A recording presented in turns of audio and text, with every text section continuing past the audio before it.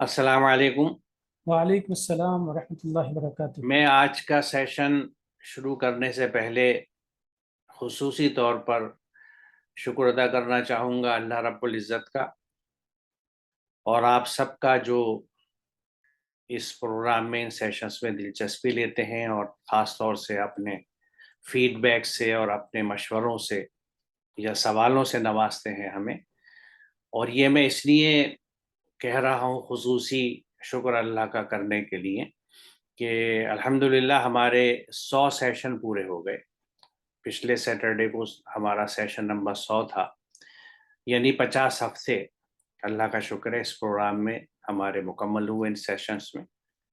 और मुझे उम्मीद है कि इसी तरह अल्लाह ताला इस पूरे काम को, जिसकी नीयत हम लोगों ने की है और हिम्मत करी है, अल्लाह ताला मुकम्मल कराएगा अपने फजल से और हम सब के लिए इसको आसान करेगा। तो आज का सेशन हम सूरह आले इमरान की आयत नंबर 76 यानी 76 से शुरू करेंगे। चलिए तारिक साहब बिस्मिल्लाह करें। शुक्रिया। औज़ुबिल्लाहि मिनश्शैतानिर्रजीम, बिस्मिल्लाहिर्रहमानिर्रहीम। बला मन औफ़ा बि अहदिही वत्तक़ा फ़इन्नल्लाहा युहिब्बुल मुत्तक़ीन। बेशक जिसने अपने अहद वादे को पूरा किया और तक़वा इख्तियार किया तो बेशक अल्लाह तक़वा इख्तियार करने वालों से मोहब्बत करता है। यहाँ इस आयत के पहले हिस्से में इस बात का ज़िक्र है कि जिन लोगों ने अपने अहद को, जो कमिटमेंट है अल्लाह के साथ में, उसको मुकम्मल किया और साथ ही साथ में अपने आप को उन तमाम सिफ़ात से मुज़य्यन किया, आरास्ता किया, यानी उन चीज़ों को अपना लिया जिन चीज़ों को अपना कर एक इंसान मुत्तकी बनता है। तो अहद की अगर बात आती है, कुरान मजीद में अहद का ज़िक्र कई मरतबा अलग अलग अंदाज में है।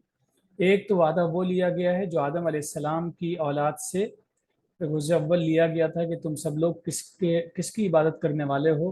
तो मैं तुम्हारा रब हूँ कि नहीं हूँ। अलस्तु बिरब्बिकुम, ये अल्फाज थे। और फिर लोगों का, बनी आदम का जवाब था कालू बला, उन लोगों ने कहा क्यों नहीं। और दूसरा अहद वो है जो अल्लाह ने बनी इसराइल के मुख्तलिफ़ अदवार में मुख्तलिफ़ अम्बिया की ज़बानी उनको पैगाम भेजा और उनसे एक अहद दिया कि क्या क्या काम करने हैं, जो भी डूज़ एंड डोंट्स हैं, जो भी अहद की शक्ल में उनको अहद व पैमान लिया गया कि सही काम करने हैं, गलत नहीं करने हैं, उन अहद की बात है। तो इसे हम खुसूसी कहें या उमूमी कहें, इसे हम जनरल कहें या स्पेसिफिक कहें, बहरहाल हर सूरत में हम, मेरे लिए और हम सब के लिए अहम बात है कि अल्लाह की जो भी चीज़ें हमारे ऊपर हैं, जिम्मेदारियाँ उसके हुक्म की, उन जिम्मेदारियों को पूरा करना है, अहकामात पे चलना है और जिन बातों से रोका गया है उससे हमें रुकना है। दूसरा इसका पहलू ये है इस आयत का कि मुत्तकी की सिफ़ात को अपनाना है। मुत्तकी की सिफ़ात के सिलसिले में गुफ्तगू बहुत तवील हो सकती है, लेकिन बुनियादी तौर पर सूरह बकरा की इब्तिदाई आयात में मुत्तकी की सिफ़ात जो बयान की गई हैं, उनका खुलासा ये है कि ईमान और अमल सालेह, इन दो चीज़ों से अपने आप को आरास्ता करना, अपने आप को मुत्तसिफ़ करना। तो अगर ये दोनों चीज़ें हैं तो इसका मतलब इन सब का नतीजा ये होगा कि अल्लाह ताला की उस ज़ुमरे में हम शामिल हो जाएंगे, उस ग्रुप में शामिल हो जाएंगे जिस ग्रुप से अल्लाह ताला को ख़ास लगाव है, ख़ास मोहब्बत है। जी, आपने दुरुस्त फरमाया। असल में जब भी किसी भी दो पार्टीज के बीच में कोई एग्रीमेंट होता है तो उसकी कंडीशंस होती हैं, और यहाँ पे भी चूंकि रब का और बंदे के बीच का मामला बंदगी का है, तो किताब हिदायत में, हर किताब में मुख्तलिफ अंदाज से अल्लाह ताला ने अहद लिए हैं। और यहाँ मैं यानी दो मिसालों से, यहाँ कुछ दो आयतें लेके ये बात रखूंगा कि ये आले इमरान ही है जो हमारी आगे आएगी अभी, कि और जब अल्लाह ने अहद लिया उन लोगों से जिन्हें किताब दी गई कि तुम इसे लोगों के लिए ज़रूर बयान करना और इसे छुपाना नहीं, तो उन्होंने इसे अपनी पीठ पीछे फेंक दिया और इसके बदले थोड़ी कीमत हासिल की। इसी चीज़ का अभी भी आगे आयत में जिक्र आएगा, लेकिन ये यकीनन जो सिलसिला है पीछे आयत का, बनी इसराइल के ताल्लुक से चलती है ये बात, लेकिन इसके आईने में हमें अपनी शक्ल भी दिखती है। क्योंकि बल्कि मैं ये अगली स्लाइड भी दिखा दूं, फिर इस पे बात करूंगा, क्योंकि इसमें बहुत अहम हुक्म है जो दिया गया है। और जैसे मैंने अर्ज़ किया कि अल्लाह की जो भी हिदायत है वो सभी कौमों पे एक सी उतरी है, तो ये हमारे लिए भी मस्ट है। जो दूसरे अंदाज से भी कुरान में कई जगह कहा गया है कि इस किताब को بتانا ہے لوگوں کو، چھپانا نہیں ہے۔ اور اس کو پیٹ پیچھے پھینکنے سے کیا ہوتا ہے، جب اللہ کے احکامات آپ پیچھے ڈال دیں گے تو پھر آپ کچھ اور احکامات کو لا سکیں گے، اور ان کو یہ اگلی آیات میں اس لیے اس کی وضاحت سے بات میرے خیال میں بہتر ہے کہ جب ہی کروں۔ اگلی سلائیڈ کو دیکھ لیتے ہیں کہ کیا نہیں لیا گیا ان سے جو عہد کتاب یعنی تورات میں ہے کہ وہ اللہ کے بارے میں نہ کہیں مگر سچ، یعنی کیا اس بات کا عہد ان سے نہیں لیا گیا تھا جو کہ تورات میں ہے کہ وہ اللہ کے بارے میں ہمیشہ سچ بات کہیں، اور انہوں نے پڑھا ہے جو اس تورات میں ہے، یعنی ان کی کتاب میں جو باتیں ہیں انہی کو اللہ سے منسوب کر کے کہیں، یہ ان کے لیے ایک عہد کے طور پہ اللہ تعالیٰ نے بتایا ہے۔ اور میں دیکھیے اپنے یعنی اگر ہم قرآن پہ اور اس تازہ ترین اللہ کی ہدایت پہ فوکس کریں تو اس وقت میں صرف ایک مثال پیش کروں گا کہ سورہ فاتحہ جب ہم اپنی ہر نماز میں پڑھتے ہیں تو اس میں جب ہم یہ بات کہتے ہیں کہ ایاک نعبد و ایاک نستعین، یہ ایک بہت بڑا کمٹمنٹ ہے جس کو پتہ نہیں ہم سمجھ کے کہتے ہیں یا بنا سمجھے کہتے ہیں، کیونکہ بے شک ہم تیری ہی یا میں اب تیری ہی بندگی کرتا ہوں اور تجھی سے مدد مانگتا ہوں۔ تو یہاں میں نے یہ اللہ سے کمٹ کر دیا کہ میں بندگی صرف تیری کرتا ہوں، یعنی لا الہ الا اللہ۔ اور اس کے بعد عملاً میری زندگی میں کیا ہوتا ہے کہ جیسے میں بارہا کہہ چکا ہوں اس بات کو کہ جب میں نے یہ اللہ سے کہا کہ میں بندگی تیری کرتا ہوں یعنی تیرے احکامات کو مانتا ہوں، اور مجھے یہی نہیں پتا اس کے احکامات کیا ہیں، تو میری بندگی کہاں ہوئی؟ کیونکہ جب تک ہم قرآن سے اتنا واقف نہ ہوں، اتنا سمجھ کے نہ پڑھ لیں کہ ہمیں ہر حکم اس کا معلوم ہو، ہمارے ذہن میں ہو یا ہمارے پاس لکھا ہوا، اور اس کی روشنی میں اب ہمارے صبح و شام گزرے 24/7 ہماری لائف جو ہے that should be according to the divine guidance. یہ عہد ہم کر رہے ہیں سورہ فاتحہ کہ ایاک نعبد و ایاک نستعین، اور تجھی سے مدد مانگتے ہیں۔ تو مدد اللہ سے مانگ کے اس چیز کو حاصل کرنے کے لیے پوری کوشش کرنا، پورے خلوص کے ساتھ، پوری اپنی کیپیسٹیز سے، پورے پوٹینشیل سے، اور اس کے بعد رزلٹ کا انتظار کرنا۔ اگر وہ فیوریبل آئے تو ہمیں یہ سمجھنا اور ماننا کہ یہ ہمارے حق میں بہتر ہوگا، اور اتنی تمام ایفرٹس اور دعاؤں کے بعد بھی جو چیز ہم چاہتے ہیں یا مانگتے ہیں وہ نہ ملے تو یہ تسلی رکھنا کہ یقیناً یہ میرے لیے بہتر نہیں ہوگی، اور اس سے بہتر کوئی چیز میرے رب نے میرے لیے رکھی ہوئی ہے۔ کیونکہ یہ سوچ جو ہے یہ انسان کو ان تمام فرسٹریشنز اور کمپلیکسز سے بچا لیتی ہے جو آج کل دن بدن بڑھتے چلے جا رہے ہیں، کیونکہ یہ اس سے پورا نفسیاتی ایک اثر ہوتا ہے انسان کی سوچ کے اوپر، اور سوچ کی وجہ سے اس کے جسم کے اوپر، اور اس میں جب یعنی چیزیں جو چاہتے ہیں وہ نہیں ملتی، میں ان خواہشات کی بات نہیں کر رہا جو اس لیول پہ نہیں ہوتی، وہ چیزیں ہیں جس کو ہم زندگی میں کرنا چاہتے ہیں یا جس کے لیے ہم کوشش کر رہے ہیں، وہ چاہے تعلیم سے متعلق ہوں، چاہے رشتہ داریوں سے متعلق ہوں، چاہے جاب سے متعلق ہوں، تو ان کے لیے اللہ سے مدد کس طرح مانگی جائے گی کہ اس نے جو صلاحیتیں ہمیں دی ہیں ان کو استعمال کرتے ہوئے بہترین اور بھرپور علم حاصل کریں، اس سے ریلیونٹ نالج حاصل کریں جو ریکوائرمنٹس ہیں اس پوزیشن کے یا اس کام کے، اور پوری سنسیریٹی اور پوٹینشیل سے وہ محنت کر کے اللہ سے دعا کریں اور پھر نتیجے کا انتظار کریں۔ اب یہاں یہ سوچ ضروری ہے کہ ہمارا لائف اینڈ ڈیتھ ایشو نہیں ہونا چاہیے وہ رزلٹ، یعنی ہماری زندگی جو ہے وہ اس پہ نہ جھولتی ہوئی ہو، our life should not کہ اس پہ بالکل ڈیپینڈ کریں ہم کہ بس یہ اگر میرے موافقت میں آیا جیسا میں چاہتا ہوں ویسا ہو جائے تو بہت اچھا ہے، ورنہ پتہ نہیں کیا ہو جائے گا، یہ نہیں سوچنا چاہیے، بلکہ ہمیں یہ انتظار کرنا چاہیے کہ اگر یہ فیصلہ میرے حق میں آتا ہے، جو چیز میں نے جس کی کوشش کی مجھے ملتی ہے تو یقیناً یہ میرے لیے بہتر ہے، ورنہ نہ ملتی، اور اگر نہیں ملتی ہے تو اس کا مطلب یہ ہے کہ اس سے کوئی بہتر چیز یعنی something better is waiting for me، اللہ تعالیٰ اس سے بہتر کون سے دینے والا ہے، تو مجھے پھر سے کوشش کرنی چاہیے، پھر سے اسٹرگل کرنی چاہیے۔ تو یہ میں نے صرف اس لیے ذکر کیا کہ اگر اس کو ہم ایک عہد کے طور پہ سوچیں اور اس کے مطلب کو اندر اتار لیں تو ہمیں ہر اس قدم پہ اپنے آپ کو چیک کرنا پڑے گا جہاں ہم اللہ کے علاوہ کسی اور کو فالو کرتے ہیں، یعنی کسی اور کی بندگی میں چلے جاتے ہیں۔ ہمیں صرف اللہ کے احکامات پہ چلنا ہے، کیونکہ ہم اپنی ہر نماز میں سورہ فاتحہ میں اللہ سے یہ دعا جب کرتے ہیں تو یہ ایک عہد کرتے ہیں، کمٹمنٹ کرتے ہیں کہ ایاک نعبد و ایاک نستعین. اس کو بھی ہمیں سمجھنا چاہیے کہ یہ بھی ایک اسی عہد کا حصہ ہے. اور اللہ تعالیٰ عہد پورا کرنے کے ساتھ ساتھ جو یہ بات کہتا ہے کہ وہ جب تقوی اختیار کیا، تقوی سمپلی جیسے بارہا اس سیشن میں بات ہو چکی ہے کہ عین اللہ کے احکامات کے مطابق زندگی گزارنا، جو چیز کہی گئی ہے اسے کرنا، اور جو چیز نہیں کہی گئی جس سے روکا گیا اس کو قطعاً نہ کرنا.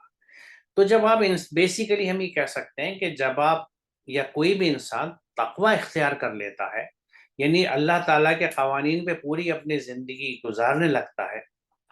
تو وہ پوری کائنات کے ساتھ ہم آہنگ ہو جاتا ہے. ہی اور شی کمس ان سنکڈ ود نیچر، کیونکہ اس نیچر کی ہر چیز اللہ کے حکم کے حساب سے چل رہی ہے. جس چیز کے لیے اس نے جیسے طریقے بنا دیے وہ اسی طریقے سے اسی قانون کے تحت کام کر رہی ہے.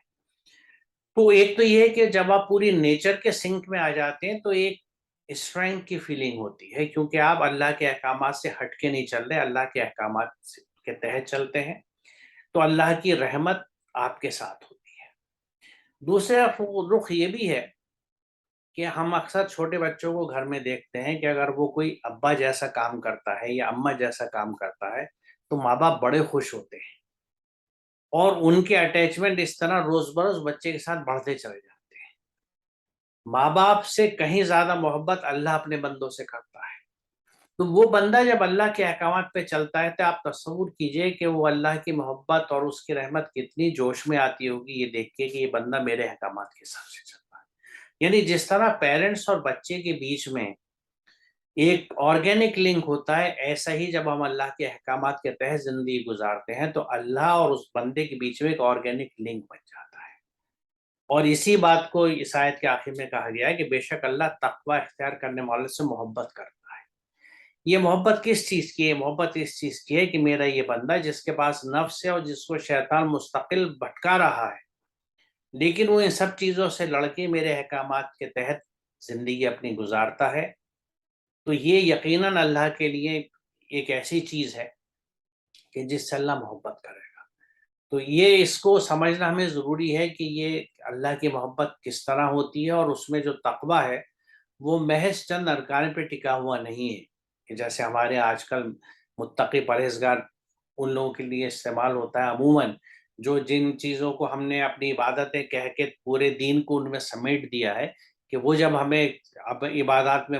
یعنی مشغول نظر آتے ہیں تو ہم ان کو متقی کہتے تھے. حقیقتاً قرآن میں جو لفظ جو ٹرم متقی کے طور پہ استعمال ہوئی ہے، جو تقویٰ کی ہے، اس میں اللہ کے ہر حکم سے جڑا رہنا اور جس چیز سے اس نے منع کیا اس سے ایک دم دور بڑھ جانا. کیونکہ تقویٰ کے لفظ میں دونوں مفہوم شامل ہیں، بچنے کے بھی ہیں اور چپکنے کے بھی ہیں، جڑنے کے بھی ہیں. تو جو احکامات ہیں اللہ کے ان سے جڑنا ہے، اور جن چیز سے منع کیا ان سے بچنا ہے، ان سے دور جانا، یہی تقویٰ ہے. چلیں طارق صاحب آگے چلتے ہیں.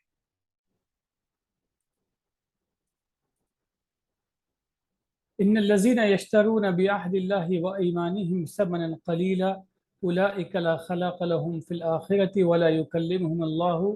ولا ينظر اليهم يوم القيامه ولا يزكيهم ولهم عذاب الیم. بے شک جو لوگ اللہ کے عہد اور اپنے قسموں کے بدلے تھوڑی قیمت لے لیتے ہیں ان کا آخرت میں کوئی حصہ نہیں، اور قیامت کے دن اللہ ان سے بات نہیں کرے گا اور ان کی طرف نہ نگاہ کرے گا اور نہ ان کا تزکیہ کرے گا،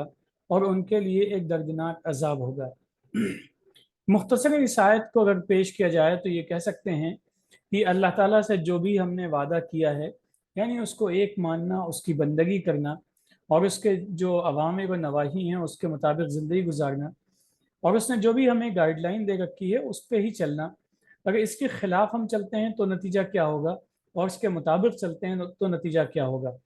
دیکھیے بنیادی طور پہ ہمارے پاس میں زندگی کے دو پہلو ہیں. ایک پہلو وہ ہے جو الحیات الدنیا کہلاتا ہے، یعنی وہ زندگی جس کو ہم جی رہے ہیں ابھی اس وقت، اور دوسری زندگی وہ ہے جو موت کے بعد دوبارہ آئے گی، جس کو ہم کہتے ہیں الدار الآخرہ.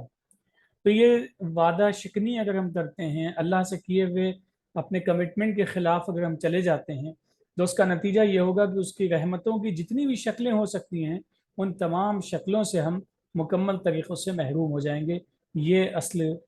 تکلیف دہ چیز ہے، اور ہمیں ان چیزوں سے الرٹ رہنے کی ضرورت ہے۔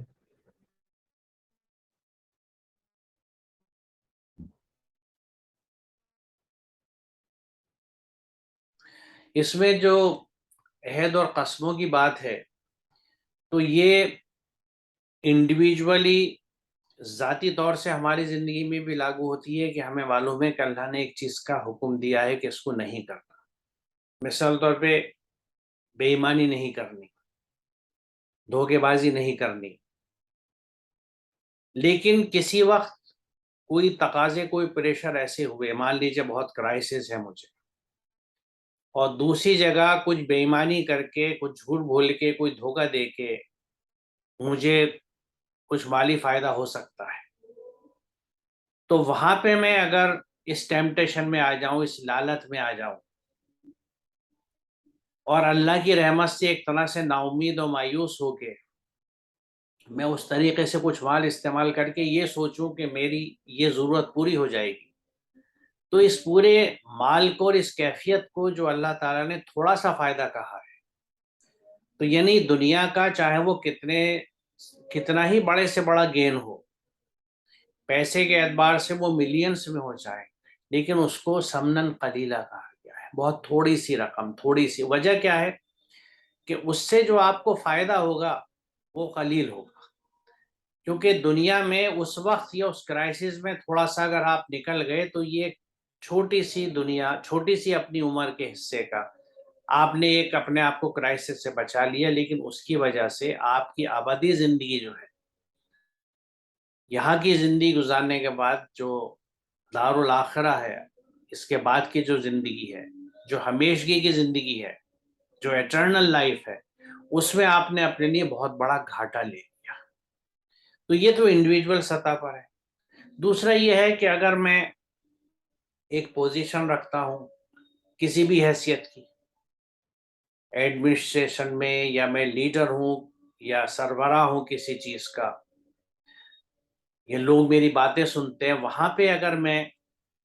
کچھ کمپرومائز کروں اللہ کے احکامات سے، یا ان کو پیچھے رکھ دوں، اور ان کمپرومائز کے نتیجے میں مجھے کچھ چیزوں کے فائدے مل جائیں، اور یا کسی فائدے کو کسی، مان لیجیے جیسے اکثر لوگ کسی ریکمنڈیشن پہ یا کسی مالی فائدے کی وجہ سے غلط فیصلے، غلط اپائنٹمنٹس کر لیتے ہیں،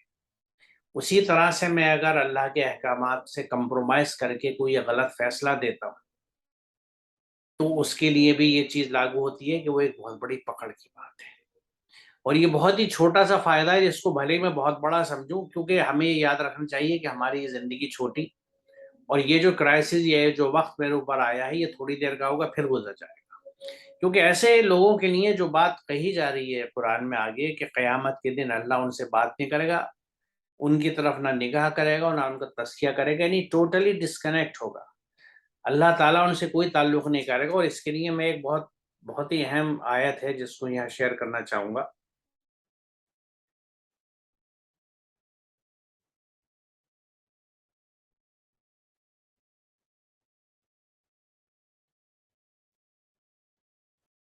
قرآنی کے تعلق سے ہے، ایک دوسرے انداز سے، کہ جو میرے ذکر یعنی قرآن سے منہ موڑے گا اس کے لیے دنیا میں تنگ زندگی ہوگی، اور قیامت کے روز ہم اسے اندھا اٹھائیں گے، وہ کہے گا پروردگار دنیا میں تو میں آنکھوں والا تھا، یہاں مجھے اندھا کیوں اٹھایا؟ اللہ تعالیٰ فرمائے گا اسی طرح تیرے پاس ہماری آیات آئیں تو تو نے انہیں بھلایا، اور اسی طرح آج ہم تجھے بلا دیں۔ تو یہاں جو یہ کیفیت ہے کہ نہ اللہ تعالیٰ نظر کرے گا، نہ ان کا تزکیہ کرے گا، نہ ان سے بات کرے گا، تو یہ وہی کیفیت ہے جو یہاں پہ بتائی گئی ہے کہ جب آپ دیکھیے، جب آپ اللہ تعالیٰ کے احکامات سے منہ موڑتے ہیں، اور وہ چاہے بینیفٹ کسی بھی طرح کا آپ کو دکھے، سامنے ہو کلیئر یا پیچھے آئے، کیونکہ ایک بینیفٹ یہ ہو سکتا ہے کہ مجھے اپنی نفسانی خواہشات کو پورا کرنا ہے، سماج کے تقاضوں کو، رسم و رواج کو، جو چلن ہے ان کو، کسی بھی چیز کو اگر مجھے کسی طرح سے پورا کرنا ہے تو میں ان چیزوں پہ عمل کروں گا۔ تو یہ جب ہم اللہ کے احکامات سے ہٹتے ہیں، اگر ان دونوں آیات کو ملا کے دیکھا جائے، تو جب بھی ہم اللہ کے احکامات سے ہٹتے ہیں، ذاتی زندگی میں، اجتماعی زندگی میں، سماجی زندگی میں، ایک فرد کی حیثیت سے یا لیڈر کی حیثیت سے، جس کو لوگ سنتے ہیں، جس کی باتوں پہ عمل کرتے ہیں، جن کو اپنا بڑا مانتے ہیں، تو میرا انجام اس دنیا میں تو ظاہر اچھا ہو ہی نہیں سکتا، کیونکہ یہ جو آیت میں نے ابھی دکھائی کہ ان کی زندگی دنیا میں تنگ ہوگی، یعنی ان کی معیشت بھی تنگ ہوگی، ان کا سکون بھی تنگ ہوگا، انہیں کسی بھی طرح سے سکون نہیں حاصل ہوگا، ذاتی زندگی میں بھی، عائلی زندگی میں بھی، معاشی زندگی میں بھی، ہر طرح سے۔ جب قرآن کہتا ہے زندگی تنگ ہوگی تو اس کا مطلب ہے ہر طرح سے تنگ ہوگی، اور آخرت میں ایک طرح سے یہ بات، یعنی ہم کہہ سکتے ہیں کہ تمثیلی انداز بھی ہے کہ اللہ تعالیٰ یہ کہے گا کہ جس طرح تم نے قرآن سے، میرے احکامات سے آنکھیں موڑ لی تھی اور انہیں بھلا دیا تھا، آج میں تمہاری طرف سے آنکھیں موڑتا ہوں، تمہیں بھلا دیتا ہوں۔ تو یہ چیز اگر ہم ذہن میں رکھیں تو ممکن ہے ہم اس طرح کی جسارت نہ کر سکیں جو ہم لوگ کر جاتے ہیں۔ چلیں طارق صاحب آگے چلیں۔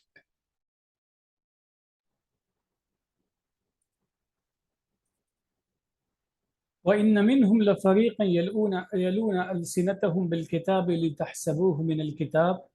وَمَا هُوَ مِنَ الْكِتَابِ وَيَقُولُونَ مَنْ هُوَ مِنْ عِنْدِ اللَّهِ وَمَا هُوَ مِنْ عِنْدِ اللَّهِ وَيَقُولُونَ عَلَى اللَّهِ الْكَذِبَ وَهُمْ يَعْلَمُونَ۔ اور بے شک کچھ لوگ اپنی زبانوں سے کتاب میں تبدیلی کرتے ہیں تاکہ تم لوگ اسے کتاب کا حصہ سمجھو، جبکہ وہ کتاب کا حصہ نہیں ہے، اور وہ لوگ کہتے ہیں وہ اللہ کے پاس سے ہے، جبکہ وہ اللہ کے پاس سے نہیں ہے، اور وہ لوگ اللہ پر جھوٹ باندھتے ہیں حالانکہ وہ سچ جانتے ہیں۔ یہاں اس آیت میں بھی اس طرف اشارہ ہے کہ اللہ کی طرف سے ہدایت آ جانے کے باوجود بھی اور ہدایت سے واقف ہونے کے باوجود بھی انسان کبھی کبھی شارٹ ٹرم گین کی خاطر، بہت ہی جلدی سے کوئی منفعت مل جائے، یعنی اسی دنیا کے تعلق سے کوئی اس کو فوری فائدہ مل جائے کسی بھی انداز کا، اس کی خاطر وہ مفہوم میں تبدیلی کر دیتا ہے، اور تبدیلی اس انداز میں کرتا ہے، اور اپنی رائے کو یا اپنے سپورٹ میں، اپنی رائے کے سپورٹ میں دیگر چیزوں کو اس طرح سے پیش کرتا ہے گویا کہ وہ کتاب کا ہی حصہ ہے۔ تو یہ بہت ہی احتیاط کی اور محتاط رہنے کی ضرورت ہے۔ اگر ہم سے غلطی سے ایسا ہو تو ہمیں بھی توبہ اور استغفار اور اصلاح کے عمل کی ضرورت ہے، اور کہیں ایسا ہو تو وہاں بھی تھوڑا سا احتیاط کرنی چاہیے اور دیکھ لینا چاہیے کہیں ایسا تو نہیں ہے کہ غلطی ہو رہی ہے، کیونکہ جب انسان ایسا کرتا ہے تو اپنی غلطی کو فردر جسٹیفائی کرنے کے لیے وہ کہتا ہے کہ یہ اللہ کی طرف سے ہے، حالانکہ حقیقی معنوں میں وہ اللہ کی طرف سے نہیں ہے، اور اللہ کے سلسلے میں پھر انسان غلط باتیں کہتا ہے حالانکہ اس کے پاس میں ایسا علم ہے۔ یہ اصل میں ایک، جیسا کہ ابھی آپ نے اشارہ کی، ایک تمثیلی انداز میں گفتگو ہو رہی ہے، اور چونکہ انسان کا خالق اللہ ہے، انسان کے مزاج کو بنانے والا بھی وہی ہے، اور الہمہا فجورہا و تقواہا کا نظام بھی اسی نے اسٹیبلش کیا ہے۔ ان سب کی روشنی میں باتیں بیان کی جا رہی ہیں کہ جب انسان بہت ہی جلدی سے کسی نفع کے چکر میں پڑ جاتا ہے تو لانگ ٹرم جو اس کا بینیفٹ ہے، آخر کی زندگی جو فائدہ ہے، اس کو وہ پس پشت ڈال دیتا ہے، اور اس کو پس پشت ڈالنے کی صورت میں اس قسم کے ہتھ کنڈے اپناتا ہے۔ تو اگر ایسی غلطی کہیں ہو رہی ہے تو اس سے بہت محتاط رہنے کی ضرورت ہے، اور اس سے کنارہ کشی مکمل طریقے سے ہونا بہت ضروری ہے۔ دیکھیے یہاں اس پوائنٹ کو صاف کرنا اور کلیریفائی کرنا بہت ضروری ہے کہ اللہ کے احکامات کو، اس کے پیغام کو سمجھنے میں کہیں غلطی ہونا، دو رائے ہونا، یا ایک ہی چیز سے دو یا تین طرح کے مفہوم سمجھنا الگ الگ کنٹیکسٹ میں، وہ چیز ایک بالکل الگ ہے۔ یہاں کلیئرلی ان لوگوں کی بات کی جا رہی ہے جو ڈیلیبریٹلی اللہ کے احکامات کو چینج کرتے ہیں، کیونکہ یہ آخری حصہ جو ہے نا، کیونکہ دیکھیے اوپر میں تو کہا گیا ہے کہ لوگ اپنی زبانوں سے کتاب میں تبدیلی کرتے ہیں تاکہ تم لوگ اسے کتاب کا حصہ سمجھو، جبکہ وہ کتاب کا حصہ نہیں ہے۔ یعنی اگر ہم قرآن کی بات کریں تو قرآن کے احکامات سے ہٹ کے وہ احکامات یا باتیں باہر سے لے کے آتے ہیں، اس کا سورس کچھ بھی ہو سکتا ہے، وہ کسی سے بھی ایسوسیٹ ہو سکتا ہے، لیکن وہ قرآن کا حصہ نہیں ہے، تو اس کو ملاتے ہیں، اور یہ جو وہ لوگ کہتے ہیں کہ وہ اللہ کے پاس سے، جبکہ وہ اللہ کے پاس سے نہیں ہے، اور وہ لوگ اللہ پر جھوٹ باندھتے ہیں حالانکہ وہ سچ جانتے ہیں، کیونکہ میں قرآن کے احکامات میں، قرآن کی چیزوں میں دوسری چیزیں اگر باہر سے ملاتا ہوں، وہ کہیں سے بھی ہوں، تو میں جانتا ہوں کہ میں کیا کر رہا ہوں۔ قرآن اس بات کو کہہ رہا ہے کہ یہ ایک ڈیلیبریٹ ایفرٹ ہے۔ اب سوال یہ سوچنے کا کہ ڈیلیبریٹ ایفرٹ ہے کیوں؟ بہت لمبا ڈسکشن ہے، یہ ہو جائے گا، میں صرف اس وقت یہاں اتنی بات کہنا چاہوں گا کہ ہم جس انداز سے، یہ بڑی بدقسمتی کی بات ہے کہ ہم جس انداز سے دین کو سمجھتے ہیں، اللہ کے احکامات کو سمجھتے ہیں، اس حساب سے اگر ہم زندگی گزارتے ہیں تو ہمیں بظاہر شاید ایسا لگتا ہے کہ اس میں ہمیں وہ فائدے حاصل نہیں ہوں گے جس کی ہمیں تلاش ہے۔ تو وہ ان فائدوں کو حاصل کرنے کے لیے ایک طریقہ تو یہ ہے کہ جیسی ہماری اکثریت کرتی کہ ہم نے اس قرآن کو بالکل طاق میں رکھ دیا، ہمیں پتہ ہی نہیں اس میں لکھا ہوا کیا ہے، اور ہم اپنی زندگی گزار رہے ہیں۔ لیکن ایسی زندگی گزارنے والے کبھی یہ نہیں کہیں گے کہ صاحب، یعنی وہ اپنی پائٹی کی، اپنے تقدس کی، اپنے خدا ترسی کی کبھی کلیم نہیں کریں گے، بلکہ کبھی ان سے محبت سے بات کی جائے گی تو وہ بالکل سبمسو میں یہ کہیں گے کہ بھئی میں تو بڑا، مجھے افسوس ہوتا ہے کہ میں اللہ کے کلام سے، اس کے احکامات سے دور ہوں بالکل، اور اپنی زندگی کی دوڑ میں لگا ہوا ہوں۔ وہ کبھی یہ نہیں کہیں گے کہ نہیں میں تو دین پر ہوں اور دین یہی ہے۔ یہ مثال ہمیں وہاں ملتی ہے، وہ کیٹیگری جو اپنے آپ کو دیندار بھی کہلانا چاہتی ہے، خدا ترسی کے اور اپنی دینداری کے اور دین سے واقفیت کے چرچے بھی کرنا چاہتی ہے، اور اس کا اپنے آپ کو اس میدان کا رہنما بھی مانتی ہے اور منوانا چاہتی ہے، لیکن اللہ کے پورے احکامات پہ نہیں چلنا چاہتی فار واٹ ایور ریزن، کیونکہ کوئی، ہم نہیں کہہ سکتے کہ کسی نے ایک چیز کی تو اس کے پیچھے اس کی نیت کیا تھی۔ یہ بات ضرور ہے جس کو میں نے پہلے نقطہ صاف کر دیا کہ یہ غلطی نہیں ہے، یہ سہو نہیں ہے، یہ سمجھنے کا پھیر نہیں ہے، یہ انٹرپریٹیشنز کا فرق نہیں ہے کہ میں نے اس کی تفہیمی شاید کو میں نے ایسے سمجھا تھا تو میں نے ایسے کیا، میں نے ایسے سمجھا تھا تو میں نے کیا۔ اللہ نے جب بندگی کا حکم دیا اپنے احکامات کی، تو اس میں سمجھ کا پھر کیا ہوگا؟ کچھ احکامات کو سمجھنے میں ہم سے غلطی یا کمی ہو سکتی ہے، لیکن وہ چیز دوسری ہوگی۔ یہاں تو باقاعدہ اللہ کے احکامات میں چھیڑ چھاڑ کرنے کی بات ہے کہ وہ کتاب سے اور یہ چیز شروع سے چلی آ رہی ہے، کیونکہ جن پہ پہلے کتابیں آئیں، کیونکہ وہ تو خود قرآن اس بات کو بتاتا ہے کہ ان کتابوں میں لوگوں نے تبدیلی کر دی، اسی لیے اس قرآن کو اللہ تعالیٰ نے اس کی حفاظت اپنے ذمہ رکھی کہ یہ قرآن محفوظ رہے گا، اس میں وہ ٹیمپرنگ نہیں ہو سکتی۔ لیکن احکامات پہ تبدیلی کرنے والے کس وجہ سے کریں نہیں پتا، لیکن وہ ہوتی ہیں، اور اسی کے لیے یہ وارننگ ہے کہ یہ چیز جو ہے یہ ظاہر ہے، کیونکہ آگے بھی اس کا ذکر آیا، یہ بہت، یعنی پیچھے آیت میں بھی ذکر تھا کہ ایسے لوگوں کی دنیا بھی خراب ہے اور ان کی آخرت بھی خراب ہوتی ہے، اور ہمیں تو اس کے لیے دیکھیں پھر الٹیمیٹلی جو چیز نکل کے آتی ہے، کیونکہ ہمیں یہ سوچنا چاہیے کہ پیچھے جو کیا ہوا ایک الگ چیز ہے، اور لوگ کیا کر رہے ہیں الگ چیز ہے۔ میرے لیے زیادہ اہم چیز یہ ہے کہ میں اللہ کے احکامات کے حساب سے بندگی میں رہوں، ایک اچھا بندہ بن سکوں، اور اپنے خاندان کو اور اپنے ارد گرد کے لوگوں کو عملاً قرآن پہ پریکٹس کر کے یہ بتا سکوں کہ ایک اچھا بندہ یا مسلم کیسا ہوتا ہے۔ تو میرا فوکس اس پہ ہونا چاہیے، اس بات پہ نہیں ہونا چاہیے، لیکن مجھے الرٹ رہنا چاہیے۔ الرٹ کیوں رہنا چاہیے؟ کیونکہ کہیں ایسا نہ ہو کہ میں جانتا نہ ہوں کہ حق کیا ہے، اللہ کا حکم کیا ہے، اور میں کسی اور کے کہنے میں آ کے ان چیزوں پہ عمل کرنے لگوں جو احکامات نہیں ہیں۔ اس کے لیے سب سے اہم چیز یہ ہے کہ میں قرآن سے واقف ہوں۔ جب ہم نے قرآن سمجھ کے نہیں پڑھا تو ہمیں کوئی بھی جو کچھ کہہ دے گا ہم ایسا عمل کر لیں گے، اور اس کا ثبوت وہ آیت ہے جس کا ذکر یہاں میں کر بھی چکا ہوں، میں پھر اس کا بتاؤں آپ کو۔ اس وقت مجھے اس کا ریفرنس یاد نہیں آ رہا، لیکن جس میں یہ کہا گیا ہے کہ جب آگ میں ان لوگوں کے چہرے الٹے اور پلٹے جائیں گے تو وہ کہیں گے کہ کاش ہم نے اللہ اور اس کے رسول کی اتباع کری ہوتی۔ ہم اپنے بڑوں کی اور اکابرین کی، یعنی سادات اور کبائر کا لفظ ہے یہاں پہ، کہ ہم اپنے بزرگوں کی، اپنے بڑوں کی اطاعت کرتے رہے، ان کے کہنے پہ چلتے رہے، اور انہوں نے ہمیں بھٹکا دیا۔ تو یہاں یہ آیت بڑی چشم کش ہے، آنکھیں کھولنے والی ہے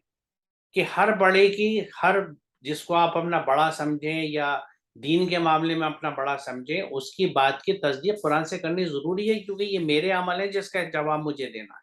میں کبھی یہ نہیں کہہ سکتا کہ مجھے فلاں نے کہہ دیا تھا اس لیے میں نے ایسا کر دیا، نہیں، وی آر آنسریبل، ہمیں قرآن یہ حکم دیتا ہے۔ تو اس لیے ہمیں قرآن کو سمجھنا، قرآن سے جڑنا اس لیے بھی ضروری ہے کہ ہم کبھی کسی کے بھی کہنے سے کوئی ایسی بات نہ کرنے لگیں کہ جو قرآن میں نہیں ہے۔ تو اس میں ہمیں الرٹ رہنا چاہیے، اور میں یہاں پہ تھوڑا سا اسی چیز کی وضاحت کے لیے کچھ سلائیڈیں اور ہیں جو دکھانا چاہوں گا کیونکہ وہ اسی سلسلے کے تعلق سے ہیں اور بہت اہم ہے جو اس وقت سامنے آ جائیں. کیونکہ یہ دیکھیے یہاں پہ جو لسٹ ہے ان چیزوں کی جنہیں اللہ تعالیٰ نے حرام بتایا ہے. کہو کہ میرے رب نے تو حرام قرار دیا ہے بے حیائیوں کے لیے، برائیوں کو، فواحش، خواہ وہ کھلی ہوئی یا چھپی، اور گناہ، اور حق کے خلاف زیادتی، بغاوت، اور یہ کہ اللہ کے ساتھ تم کسی کو شریک کرو جس کے لیے اس نے کوئی سند حاصل نہیں کی، اور یہ کہ اللہ کے نام پر کوئی ایسی بات کہو جس کو تم نہیں جانتے کہ اللہ نے کہی. یعنی اللہ کے نام سے وہ باتیں کہنا یہ اسی چیز کا حصہ ہے جس کو پچھلی آیت میں ہم نے دیکھا کہ وہ اللہ کے کلام میں وہ چیزیں کہتے ہیں جو اللہ کی نہیں ہیں. وہ لوگ کہتے ہیں وہ اللہ کے پاس سے، جبکہ وہ اللہ کے پاس سے نہیں ہے. یہ جو ہم نے 78 ابھی دیکھی، تو یہاں بھی اسی بات کو بتایا گیا اور اس چیز کو حرام کیا گیا. یعنی اللہ نے سختی سے منع کیا ہے کہ یہ کام نہیں کرنا. پھر اس شخص سے بڑھ کر ظالم اور کون ہوگا جو اللہ کی طرف منسوب کر کے جھوٹی بات کہے